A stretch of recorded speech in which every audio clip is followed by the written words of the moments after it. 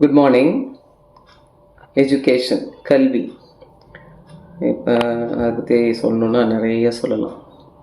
So ஒரு கல்வி தான் ஒரு மனிதனை மாற்றி அமைக்குது, அவங்கள முன்னேற்றுறது எல்லாமே. ஸோ அந்த கல்விக்கு உண்ட பவர் ரொம்ப அதிகம். அது ஒன்றுமே இல்லாத இருந்தால் கூட அந்த கல்வி மட்டும் இருந்ததுன்னா வாழ்க்கையை அவங்க நல்ல அழகாக கொண்டு போகலாம்.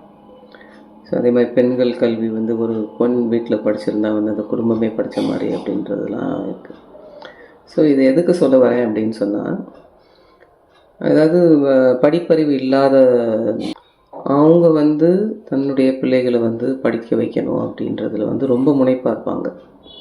ஸோ நம்ம மாதிரி கஷ்டப்படக்கூடாது. அதாவது சிட்டியில் இருக்கிறவங்கள விட கிராமத்தில் இருக்க, அதுவும் ரொம்ப கிராமத்தில் இருக்கக்கூடிய பெற்றோர்கள் ரொம்ப முனைப்பாக இருப்பாங்க.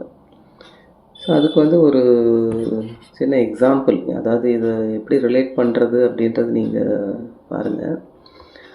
ஸோ முன்னாள் முதல்வர், தமிழக முதல்வர் எம்ஜி ராமச்சந்திரன் அவர்கள்ட்ட அவருடைய செக்ரட்டரி ஒரு நாள் ஒரு 100 அப்ளிகேஷன் ஃபார்மை டேபிள் மேலே வைக்கிறாங்க. அது என்ன அப்படின்னு சொன்னால், எம்பிபிஎஸ் சீட் சீஃப் மினிஸ்டருக்கு 10 சீட் அவங்களுக்கு, அவங்க யாரை சொல்கிறாங்களோ அவங்கள போடணும்.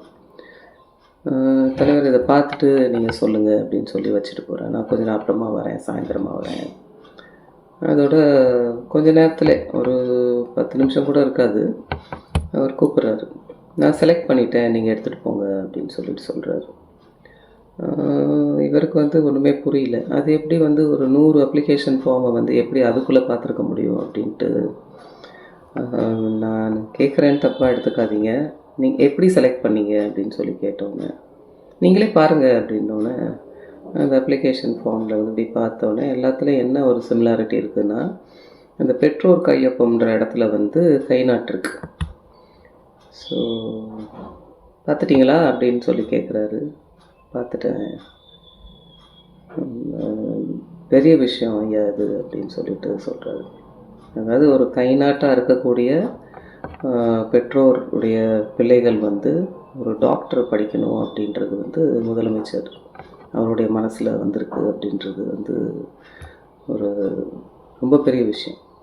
அதாவது யார் கண்ணுக்கு தெரியாதவங்க யாரோ அவங்க நல்லா வரணும் அப்படின்றது ஒரு முதலமைச்சர்கிட்ட இருந்தது அப்படின்னு சொன்னால், அந்த சமூகம் நல்லா டெவலப் ஆகக்கூடிய நிறைய வாய்ப்புகள் அதிகமாக இருக்குது.